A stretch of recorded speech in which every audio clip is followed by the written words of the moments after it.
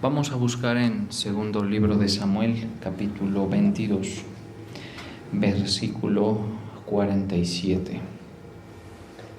Segundo libro de Samuel, capítulo 22, versículo 47. Dice la palabra: Viva Jehová y bendita sea mi roca, y engrandecido sea el Dios de mi salvación. Señor, te bendecimos, te damos la gloria a ti. Gracias, Padre, por tu fiel amor que se manifiesta día a día en nuestras vidas, Señor. Hoy también así ha sido. Hoy te pedimos, Señor, que nos permitas recibir de ti tu palabra, que nos alumbres, que tengas misericordia de nosotros, nos edifiques, nos sustentes, Señor, como lo sueles hacer, en el nombre de Jesús. Amén. Dice: el Señor vive, bendita sea mi roca, alabado sea Dios mi Salvador. Bien, este es un par de renglones de lo que se enmarca dentro de un canto que el rey David compuso, que no es otro que el que estuvimos viendo hace unos días, hace quizá unas semanitas, que es el Salmo 18. Está registrado en segundo de Samuel porque es un libro histórico, y registra el Salmo 18 porque es un salmo alusivo a un evento relevante en la vida de David, pero también en un tema prácticamente nacional, porque este es un salmo que compuso David el día que Jehová le había librado de la mano de todos sus enemigos y de la mano de Saúl. Entonces, como se trataba un asunto de los reyes de Israel, Saúl persiguiendo a David y otros enemigos de David, entonces ya aquí está como marcando un cierre de temporada, digámoslo así, cierre de época para el rey David y para la nación de Israel. Una época que podríamos considerar de inestabilidad, porque Saúl, a pesar de haber sido ungido notoriamente por el Señor, Dios de Israel, su forma de proceder siempre en resistencia a la dirección del Señor hizo que se drenara, el potencial administrativo gubernamental que él tenía. De tal manera, por ejemplo, que él no pudo arrinconar a los filisteos, cosa que, por ejemplo, algún juez de Israel lo hizo de una manera quizá más efectiva en el tiempo previo a Saúl. Y entonces el objetivo era que, en efecto, el pueblo de Israel no fuera el que estuviera arrinconado, sino que el que estuviera arrinconado fuera el pueblo de los filisteos, ¿sí? Ese pueblo particularmente, y no los de Israel. Eso no estaba pasando. De hecho, el ejército de Israel, bajo la autoridad de Saúl, se le ven varios eventos en los que están un poquito atemorizados, desmoralizados, sin visión quizás, sin norte. Y eso, por supuesto, al único que se le puede cargar esa responsabilidad es a Saúl. Entonces eran tiempos de inestabilidad. Y además había una figura pública, en esos tiempos, muy prominente, muy especial, que se lo observaba como la posible solución, así como cuando nosotros vemos en las esferas políticas tan complejas que son, alguien que podría ser la respuesta, ¿no? Alguien que podría traer unas reformas y unos alivios a las naciones o a la nación en cuestión. Asimismo, surgía esta figura. ¿Quién es esta figura? No es otro que David, ¿estamos de acuerdo? Que comenzaba a subir, a fortalecerse en popularidad, y el Señor iba mostrando su favor hacia él a medida que Saúl iba decayendo. Entonces, cuando el rey David compone este salmo, ¿qué está pasando? Que se cierra una temporada digámoslo así, se deja atrás un tiempo que Saúl representó, un tiempo de inestabilidad, insisto, un tiempo de inseguridad, un tiempo de,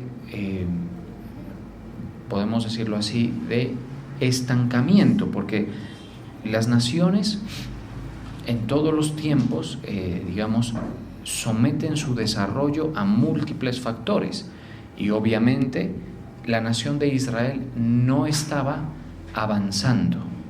Con Saúl quizá lo que estaba pasando era que estaba retrocediendo. ¿Estamos de acuerdo? Entonces mire todas estas cosas complejas que suceden aquí, que suceden en esta situación. De tal manera que cuando el rey David compone el Salmo, está, declarando la victoria y lo que se llama el cántico de liberación de David. Es el Salmo 18, que también está registrado en 2 de Samuel 22:1. Me parece necesario mencionar que todos estos fenómenos que les acabo de mencionar, de Saúl y de David, por supuesto están derivados de el tipo de relación que cada uno tuvo con quien lo ungió, quien lo puso, ¿sí? Quien lo puso a Saúl fue Dios mismo, ¿sí? Y a David también. Entonces, lo que estamos viendo es que los fenómenos en su administración que se pueden observar y valorar y evaluar no son otros sino la consecuencia de cómo se relacionaron con el Señor. ¿Para qué nos sirve eso? Para que nosotros entendamos que Dios es el mismo. Dios es el mismo. El mismo Dios mío es el mismo Dios suyo. ¿Estamos de acuerdo? Por lo menos si nos estamos relacionando con Él, con el único y sabio Dios, mediante Jesucristo, ¿cierto? Y si queremos ser más amplios en la observación, es el mismo Dios de Abraham y de Isaac y de Jacob, el mismo Dios de David.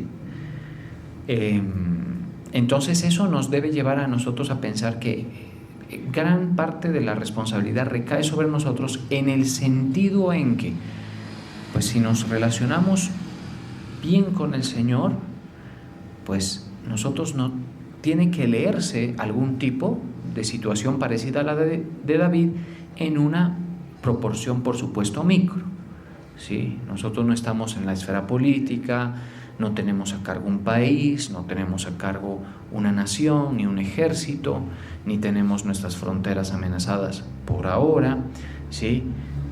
Pero nuestra vida es un pequeño espacio donde se ve todo lo que usted hace con ella. ¿Estamos de acuerdo?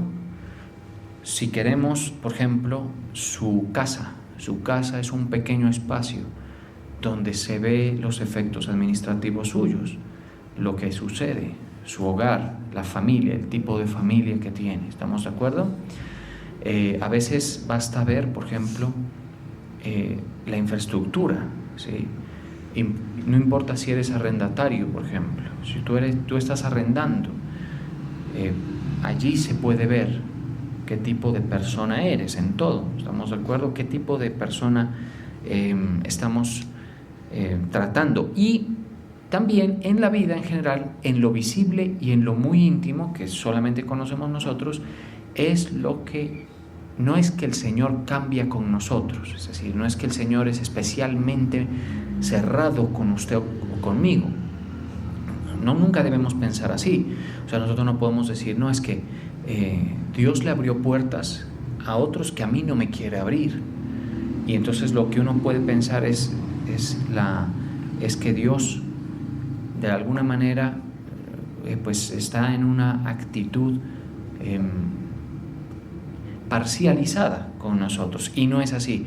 Hay un verso que es una verdad bíblica y que para nosotros es importante, y es que dice que Dios no hace acepción de personas. Entonces, que si usted le sabe llegar al Señor, se relaciona en sus términos, se acoge a los principios de la Escritura, usted camina a la luz de la palabra, al consejo del Señor, no con un consejo entenebrecido, oscurecido, pues no tendría por qué suceder algo que de veras nos sorprenda, en el sentido en el que pues nos tome por sorpresa y decir, yo pues no esperaba esto, sino que vamos a ir viendo mucho de lo que con los otros referentes de la Escritura se puede ver. Entonces, Saúl pues decayó. Si usted quiere seguir ese camino, sea terco, sea obstinado, cambie la forma en la que Dios quiere que estén las cosas en su vida, cámbielas, atrévase a mover esos órdenes que Dios pone. Además de eso, en Saúl se ve un aspecto muy fuerte, y es que él tiene en poco el tema de lo santo de Dios, ¿sí? Ese es un tema que se ve en él, ¿sí? Por eso es que él, por ejemplo,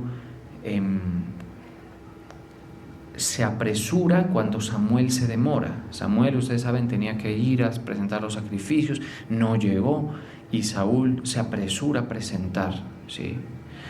También Saúl es una persona que no es muy orientada, o quizá nada orientada, en cuanto al tema de qué es lo que Dios le gusta recibir. Por ejemplo, los amalecitas le dijo, yo no voy a acabar con ellos, ¿cómo voy a acabar con todos? Mejor le guardo estos bueyes, estos animales, y se los presento al Señor.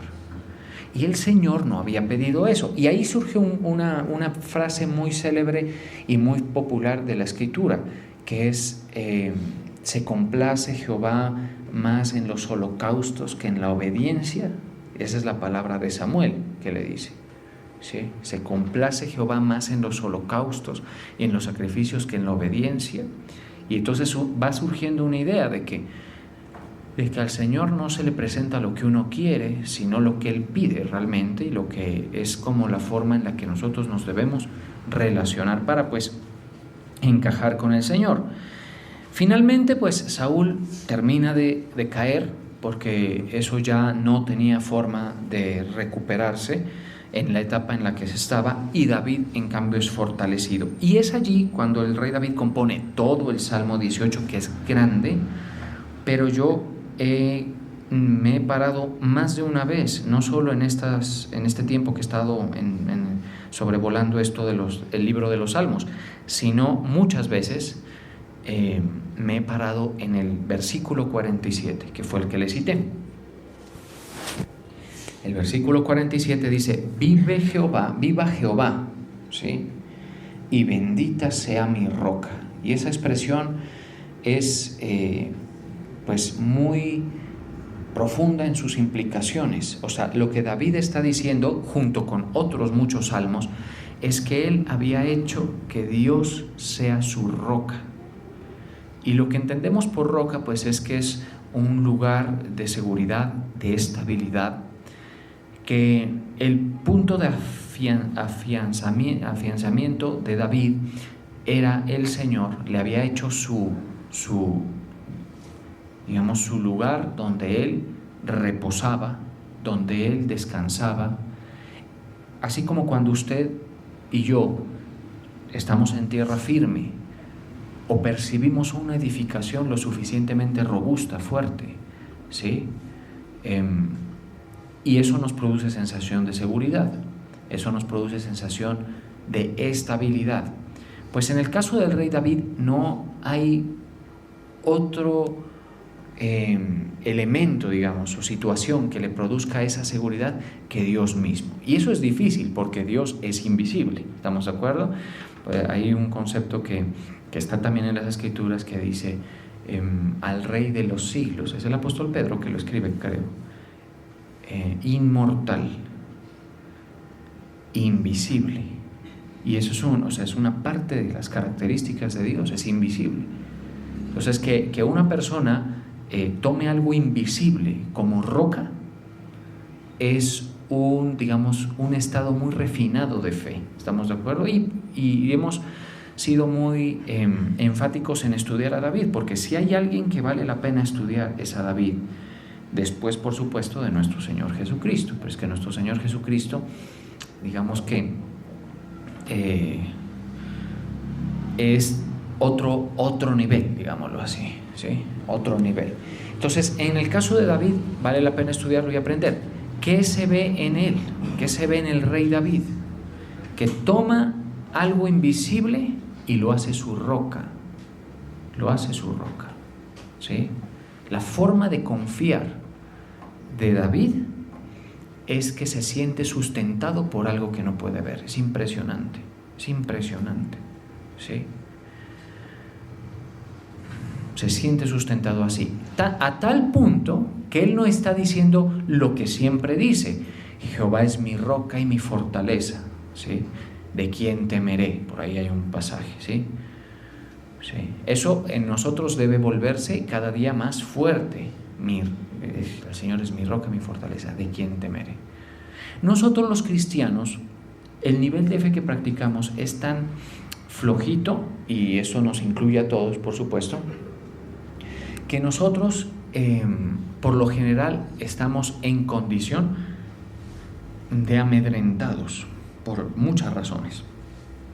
Conversaba con alguien que nos invitó en estos días a ungir un negocio que está emprendiendo, y la persona nos decía lo que Dios ha hecho conmigo, porque ha tenido un trato de Dios muy especial desde el 2020, es decir, entró un poquito antes de entrar a pandemia y hasta el día de hoy está en un trato que honestamente eso es para sudar, digamos, estresarse mucho espiritualmente. Es como que todo lo que ella tenía, que era parte de sus logros, se cayó. Y eso yo no se lo deseo a nadie. Yo no deseo, por ejemplo, yo no tengo yo llevo, ahora vamos a cumplir con mi esposa en abril 9 años de casados. Y eso, pues para mí es un logro, ¿cierto? Y ya han habido logros a lo largo de la relación. O sea que no es mucho lo que se ha construido. Haga de cuenta que es un edificio no muy grande, pero a mí me dolería perder, porque se ha llegado a un punto, ¿estamos de acuerdo? En el caso de la persona que les comento, tenía muchísimos más años de casado, de estabilidad y todo eso, y de repente se le comienza a desmoronar todo, por razones que no voy a precisar, ¿sí? Y lo que me decía cuando estábamos ungiendo el negocio es que el Señor, detrás de esas cosas que han pasado, que no necesariamente Dios es quien las ha provocado, eso es claro y necesario decirlo, pues a pesar de que Él quizá no las ha provocado, estamos seguros de que el Señor las ha aprovechado, porque la forma de tramitar la aflicción de esta persona ha sido muy, muy acertada.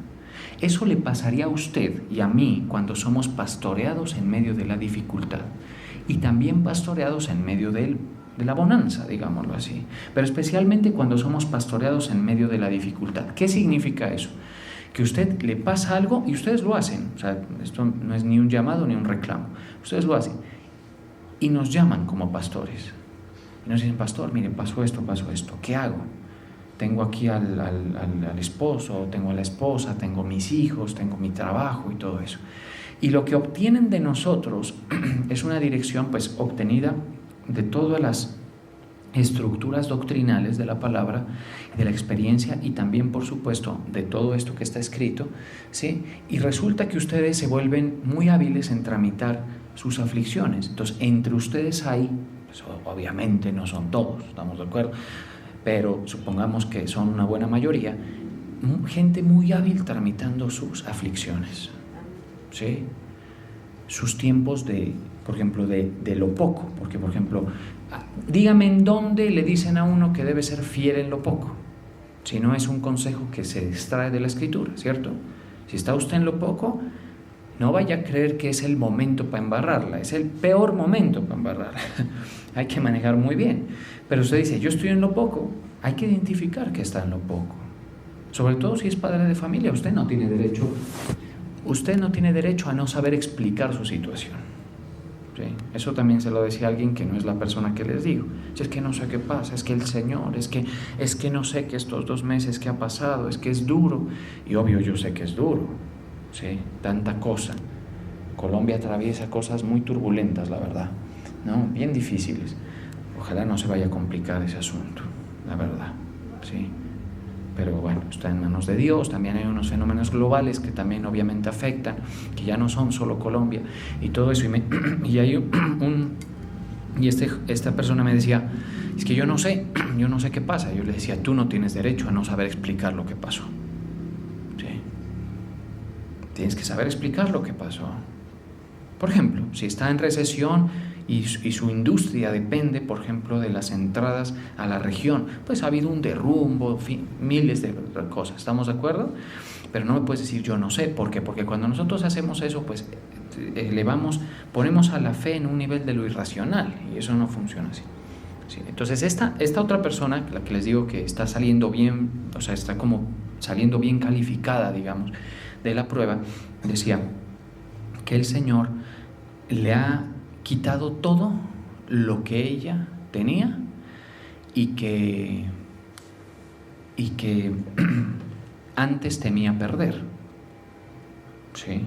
Y que ahora que lo ha perdido, mire qué curioso, que ahora que lo ha perdido está más tranquila. Y eso es una cosa, uno dice, pero por favor, o sea, usted está al revés, ¿qué es lo que pasa? El efecto de que la base nuestra se vaya sustituyendo por algo invisible, que es nuestro Señor, nuestro Dios. ¿Estamos de acuerdo? Porque si tú, mira, una buena forma de saber dónde está tu roca es cuánto temes perder ese tipo de cosas. Por ejemplo, hay mujeres, y esto se los dejo como una tarea reflexiva en cada una de ustedes, y pues tal vez hay hombres también que les pasa esto, que son amedrentados porque les sean infieles, pero viven en unos miedos, ¿sí? Una cosa, pues a veces que raya en lo irracional, de ese nivel es la cosa. No hay objetividad en su forma de procesar ciertas situaciones. Y uno dice, bueno, eso es más común en las mujeres, pero también suele darse en los hombres, ¿cierto? Cuida muy bien, porque muy posiblemente algo visible, de carne y hueso, te proporciona a tu alma pervertida, que todos tenemos algo de eso, una base indebida. ¿Estamos de acuerdo? No es por allí. ¿Estamos de acuerdo? No es por allí. Entonces me dicen, no, entonces ¿qué quiere? Que no esté pendiente, que una cosa, que no cuide lo que es mío, porque hay gente que dice, yo tengo que cuidar lo que es mío. Y como los machos alfa que marcan territorio, dice. No te digo eso, pero ojo la forma en la que tú manejas, por ejemplo, en el horizonte una posible situación de infidelidad. ¿Estamos de acuerdo? Ojo eso ahí. Sí. Y en general todo, la verdad es que si somos honestos delante del Señor y delante del Espíritu Santo, ¿qué es más fácil? ¿Confiar en lo que vemos o no? Obviamente, eso es lo más fácil. Eso es lo más fácil. Por eso el Señor a veces nos quita ciertas cosas. ¿Estamos de acuerdo? Mire, ojo a lo que voy a decir. Usted no puede decir, es que Dios me quitó un negocio, por ejemplo, o Dios me quitó a mi familia. No se atreva a decir eso si usted gestionó mal ese tema, su negocio, su familia, si usted ha cometido errores que han precipitado esa situación. ¿Sí? Hablamos de situaciones que no están en nuestro control. ¿Estamos de acuerdo? Hablamos de situaciones que no son consecuencia de una mala gestión. De eso hablamos, para que no se confundan con eso. Porque a veces la gente dice, es que Dios me quitó. A ver, espérame un momento, lo perdiste tú por jugar, por no tomarte en serio las cosas, por no poner límites, por no curar las grietas que surgen, ¿sí? Por no corregir aspectos administrativos. Tú lo has precipitado. Entonces la gente dice, es que Dios no. Es diferente. Cuando tú ya no estés en una condición en la que no controlas nada, esa es la mano de Dios. Esa sí es la verdadera. ¿Estamos de acuerdo? Ahí sí. Y entonces allí, si hay cosas como las que les comento, Dios las aprovecha en nosotros para nuestro bien. Por eso ustedes, al tramitar bien su aflicción, bajo la dirección pastoral, ustedes pueden llegar a salir muy bien calificados, y lo que está detrás, o sea, la cosecha de su buen trámite es muy bonita, porque usted sale muy procesado, digámoslo así, ¿sí? Resulta que ahora usted tiene más base en algo invisible que en algo visible. Eso en nosotros se va dando poco a poco. Es un proceso de maduración, ¿sí? A mí, por ejemplo, hay algo que les comparto como parte de mi experiencia, y es que el Señor trató conmigo la falsa expectativa de que un ministerio fuerte y respaldado por Dios, ¿sí?, es la roca. ¿Estamos de acuerdo? Porque cuando el Señor respalda, obviamente la institución puede sostenerse. ¿Estamos de acuerdo? Ministerio. Y quienes, por ejemplo, dependemos ministerialmente del Señor, el ministerio se convierte en un lugar muy importante, porque es nuestra sombra, nuestro cobijo ahí, ¿sí? Pero el Señor trató conmigo eso para que yo viera como descapotado el ministerio en ciertas etapas de mi trato y de mi experiencia, y viera que Él es el que sostiene, que no lo sostiene nadie, no lo sostiene el diezmador, ¿sí? No lo sostiene la oveja prosperada que Dios prosperó para que diezme, no lo sostiene. No lo sostiene usted con su servicio, no lo sostiene ni uno, así se lo digo. Porque a veces dice, ahorita el Sebas nomás me preguntaba, me dice, papi, cuando tú no vienes, ¿qué pasa? Pues la verdad es que nada, le dije. ¿Sí? El Señor viene, yo no vengo, pero el Señor viene. Me hizo pensar en eso el Sebas, pues me pregunta así, cuando tú vienes, ¿qué pasa? No, la verdad es que nada, pues no, ahí se escucha un vacío en el bajo nada más. Pero la presencia de Dios baja, ¿estamos de acuerdo? Porque este es un lugar respaldado por Dios más allá de mí, obviamente que estamos de acuerdo. Dios quiere tener esto marchando, y yo no soy necesario. Y si yo no soy necesario, que soy el que preside, hágame el favor, perdóneme, no se me ofenda usted, ¿sí? Por eso es que a mí no me incomoda tanto que la gente rote. En la iglesia hay un número grande de personas. En esta, aunque es pequeñita frente, por ejemplo, al volumen de gente que tiene Salem, yo lo acepto sin ningún problema. Aquí hay un grupo de gente significativo que rota. Unos vienen tranquilos, ¿sí? Ha salido de mí esa necesidad de exigir que se me llenen las sillas. ¿Estamos de acuerdo? ¿Por qué? Porque yo sé que el Señor está haciendo su obra.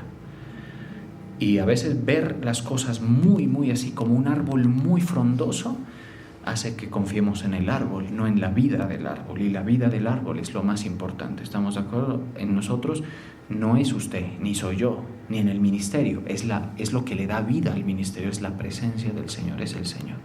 ¿Estamos de acuerdo? Amén. Eso se va formando, entonces uno se vuelve un poquito más robusto, uno se vuelve un poquito más tranquilo, más calmado, su forma de procesar las cosas es mejor. La gente, uno sabe que no siempre va a contar con la gente, hasta cierto punto, ¿sí? Hasta cierto punto. Porque el Señor está allí. Ahora, en su vida tiene que irse dando esta situación de que algo invisible se convierta en su roca, a tal punto de que usted bendiga eso, porque aquí dice, viva Jehová y bendita sea mi roca. El Señor me viene hablando mucho de eso, bendita sea mi roca. Sí, lo que me sostiene es mi roca. Es invisible, pero es más fuerte para sostener que cualquier cosa. Entonces usted tiene que ir, digamos, formándose en eso, y muchos, por supuesto, están avanzaditos en el proceso.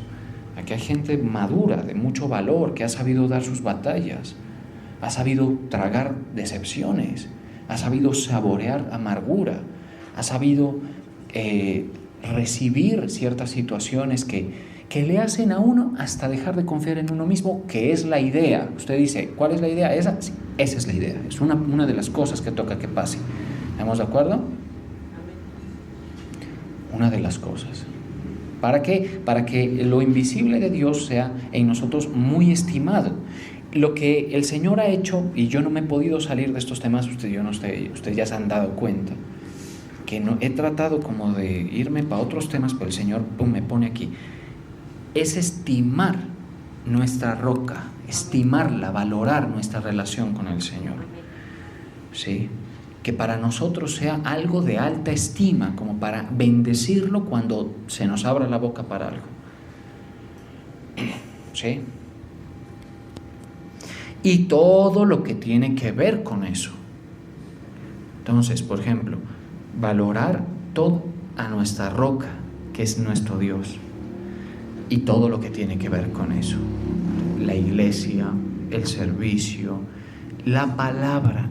Mire, ya les voy a demostrar que esto va más allá de las buenas intenciones, esto de hacer que Dios sea nuestra roca. Ya les voy a demostrar que esto tiene muchísimo que ver con la palabra. ¿Sí? Ya les voy a demostrar eso. Pero usted valora la palabra y algo lo sostiene de una manera impresionante. Amén. Es una cosa impresionante. O sea, yo no la veo, pero mi roca es sólida, es fuerte, está muy bien plantada, ¿sí? Y me da un piso a mí muy, muy especial. Entonces esto es un proceso. Ahora, usted me dice, yo quiero eso, queremos eso, ¿sí? Yo quiero sentir ese piso firme que es mi roca, que es mi Dios, ¿sí? Amén. Primero hay que bendecirla. Viva Jehová, bendita sea mi roca y engrandecido sea el Dios de mi salvación, dice el versículo 47. Pero además de eso, y esto tiene que ver con lo que estuvimos viendo en el Salmo 20 la vez pasada, hace unos cuantos cultos, en el que decíamos, estos confían en carros y aquellos en caballos, mas nosotros en el nombre de Jehová, del nombre de Jehová nuestro Dios, tendremos memoria. Pero bien, ahora nos vamos para Lucas 6:46.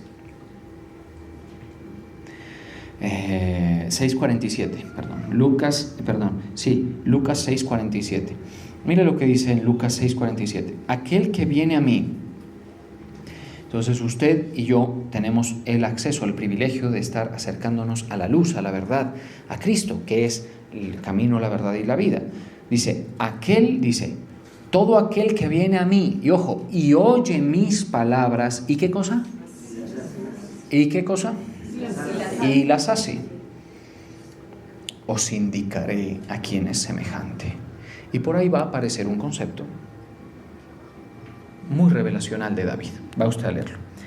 Semejante es al hombre que al edificar su casa cavó y ahondó y puso el fundamento sobre ¿qué cosa? ¿Sí? Entonces usted me dice, entonces sí, es deseándolo, claro. Pero los que tienen su roca invisible, que es nuestro Dios, no es porque solamente lo han declarado, pero es oír las palabras y hacerlas. ¿Estamos de acuerdo? Semejantes, cavó y ahondó y puso el fundamento sobre la roca. Y cuando vino una inundación, y el río dio con ímpetu contra aquella casa, pero no la pudo mover porque ésta estaba fundada ¿sobre qué cosa? Entonces nosotros tenemos muchas maneras hay gente que tiene un gran y aparatoso edificio sin base, ¿sí? Eso es muy común. Mira, este mundo está lleno de unas apariencias tan digámoslo así, deslumbrantes, que hay gente que tú la ves muy bien, sin vida dentro, ¿sí? Sin sus cimientos están sobre la más floja de los terrenos, más flojo de los terrenos, ¿sí? Y viajan, y se mueven, y parece que todo va muy bien, ¿estamos de acuerdo? Y entonces tienen un edificio que se ve aparentemente sólido, ¿sí? Aparentemente bien fundamentado. Eso es la gente en sus emociones, cuando su roca son sus emociones, cuando es el intelecto, cuando la roca es el intelecto, cuando la roca es otras cosas. son factores sociales. ¿Estamos de acuerdo? Uno no parece ser tan impactante. Si uno ve mi edificio, por ejemplo, o ve Salem, más que mi caso es Salem. Porque a Salem, si hay alguien, una casa a la que le han pegado los ríos, como dice aquí, y la inundación, no es otra que Salem, ¿cierto? ¿Estamos de acuerdo en eso? Para que se inspire pues allí. ¿Sí? Claro, el edificio no se ve tan grande, ¿sí? Desde afuera. En estos días estuve con una reunión con el que nos arrienda ahí en el teatro, el dueño de eso, y me preguntó de una forma, ¿y cómo va la iglesia? Sí, está bien. En un sentido sano lo hizo esa pregunta, ¿no? Porque él sabe pues tanta cosa que ha pasado y tantos años y tanta situación. Arrendamos desde el 2006 creo con él hasta hoy. Y yo le dije, pues la verdad, don, su nombre, el Señor ha estado presente y estamos fuertes y sanos, a pesar de que el edificio no se vea tan grande. No es fácil de destruir esto, ¿estamos de acuerdo? Porque si vas a buscarle dónde reposa Salem, vas a encontrar que está en la roca, ¿estamos de acuerdo? Amén. Si le vas a buscar.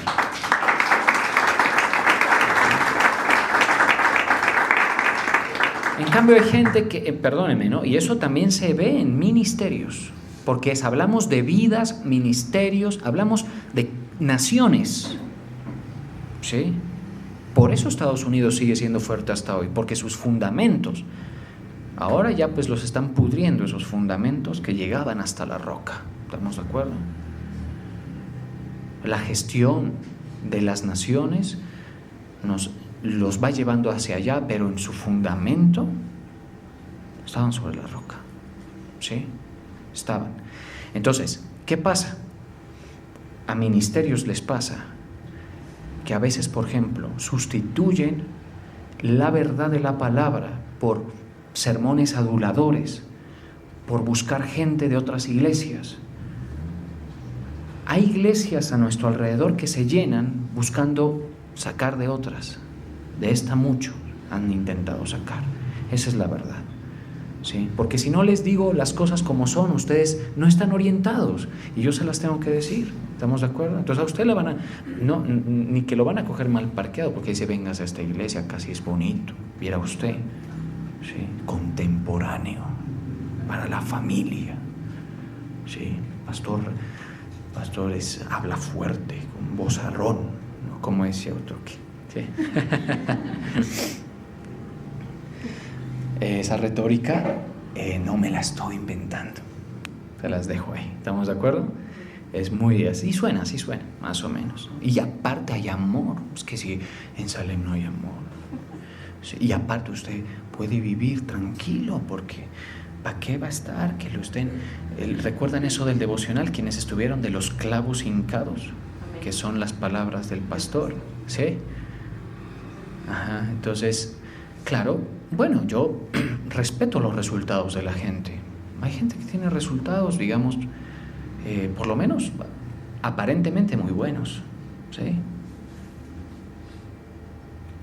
Vamos a ver si está en la roca eso.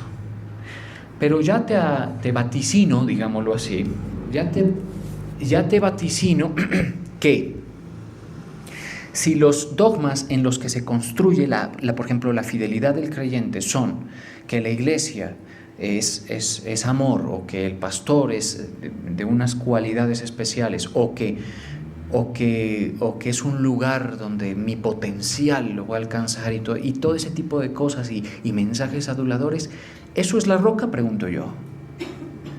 No lo es.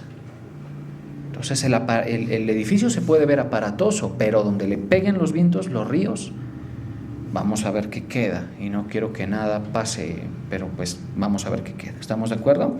Entonces, en nuestra vida igual, usted comience a construir su casa con premisas, dogmas y pensamientos del mundo. poniendo como vigas y columnas emociones, poniendo como cimientos consejos de impíos. ¿Me está escuchando, iglesia?